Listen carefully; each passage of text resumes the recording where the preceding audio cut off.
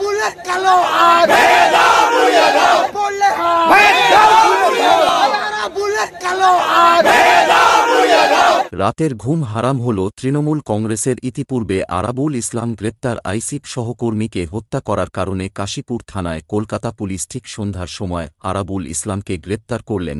Kolkata police গ্রেপ্তার করার পর লালবাজার থানায় নিয়ে গেছেন, কিন্তু একটাই কথা, নওশাদ সিদ্দিকী কলমের জোরে আইনের আশ্রয় নিয়ে তিনি লড়াই করছেন।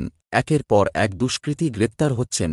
সেই পঞ্চায়েত ভোটে আইএসএফ সহকর্মীকে হত্যা করার কারণে আরাবুল ইসলাম আজ কিন্তু গ্রেপ্তার, আরও কেস কিন্তু বাকি আছেন। হাইকোর্টের লড়ে যাচ্ছেন নওশাদ সিদ্দিকী।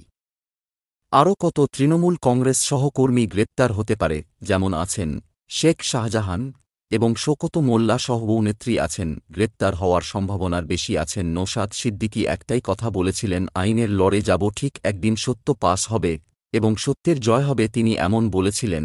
আপনারা জানেন সোশ্যাল মিডিয়ার মাধ্যম দিয়ে সেই দিন অবশেষে এসে গেল। আরাবুল ইসলাম গ্রেপ্তার, নওশাদ সিদ্দিকী একটাই দাবি করছেন, ক্যানিং পূর্বের শওকত মোল্লা তানাকে তদন্ত করে গ্রেপ্তার করা হোক। চ্যানেলে যাতে নতুন হয়ে থাকো সাবস্ক্রাইব করে রাখুন এসবি টিভি।